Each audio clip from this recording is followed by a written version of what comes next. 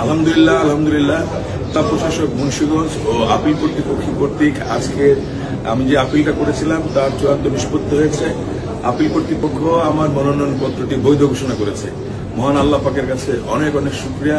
আমি আমার লোহজংবাসী এবং লোহজংয়ের ভোটার যারা আছেন তাদের কাছে কৃতজ্ঞ যে তারা এই মধ্যে যে মাঝখানে যে সময়টুকু গিয়েছে আপনারা কোনো রকম কোনো বিচলিত না হয়ে আমার পাশে ছিলেন। আল্লাহ পাকের কাছে অনেক অনেক শুকরিয়া, অনেক অনেক রহমত আল্লাহ পাকের। এবং আমি বিশ্বাস করি, আশা করি যে এখানে যারা ভোটার যারা আছেন, জনগণ যারা আছেন, আগামী 21 তারিখে যে আমাদের নির্বাচন হবে, আপনারা যেভাবে প্রচার চালিয়ে যাচ্ছেন, আপনারা স্বতঃস্ফূর্তভাবে আপনারা এমনি করে কাজ করে যাবেন, ইনশাল্লাহ আমাদের বিজয় সুনিশ্চিত হবে। 21 তারিখ 21শে মে যে ভোটের দিন আমরা উৎসবমুখর পরিবেশে লোহজংয়ের মানুষ, লোহজংয়ের ভোটার আমাকে ভোট দিবে এই বিশ্বাস আমি রাখি। আল্লাহ পাকের প্রতি আবারও একবার শুকরিয়া আদায় করে আমি কথা শেষ করছি। আসসালামু আলাইকুম।